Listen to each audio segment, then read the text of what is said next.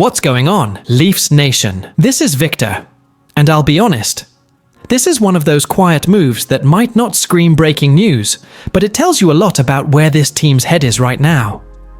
The Maple Leafs just made a roster decision that might seem small on the surface, but when you look at the timing, the context, and everything swirling around this team lately, it feels like another sign that things are shifting behind the scenes.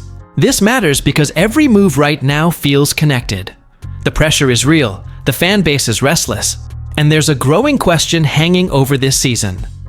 Is management about to start making harder decisions?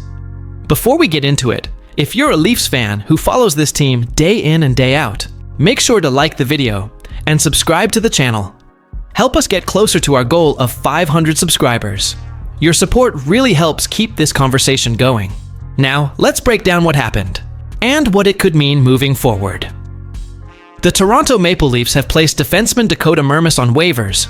On paper, that's the move. But the story around it has more layers.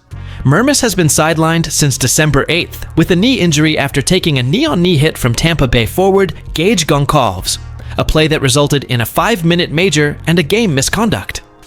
Since then, Mermis hasn't seen NHL action. Last week, he was sent down to the Toronto Marlies on an LTIR conditioning loan to get back into game shape. In 3 games with the Marlies, he didn't record a point. This season with the Leafs, Mermis appeared in 11 games, registering 1 goal, while averaging 13 minutes and 2 seconds of ice time per night. He's a depth defenseman, a steady option when injuries pile up, but clearly not someone the coaching staff sees as part of the regular rotation right now. From a fan perspective, this move feels like the Leafs trimming around the edges, creating flexibility, reassessing depth, and quietly resetting expectations on the blue line. Mermis is 32 years old, currently in the first year of a 2-year contract worth $1.625 million, and this is actually his second stint with Toronto. He was claimed off waivers from Utah back in January of 2025, brought in as insurance during a stretch where depth mattered more than upside. And that's really the key word here: depth. In total, Mermis has played 14 games over 2 seasons with the Leafs and 89 NHL games across 9 seasons with Toronto, Utah, Arizona, Minnesota, and New Jersey. For his career, he has 5 goals and 9 assists. He's been a professional, reliable presence, but not a needle mover. So why does this waiver move matter? Because it comes at a moment when Leafs fans are already questioning direction. The team has gone through emotional highs and lows.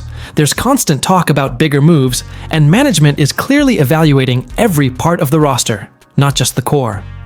Placing Mermis on waivers doesn't mean something massive is happening tomorrow, but it does suggest the Leafs are cleaning up the margins and preparing for whatever comes next, whether that's internal call-ups, cap maneuvering, or future roster decisions.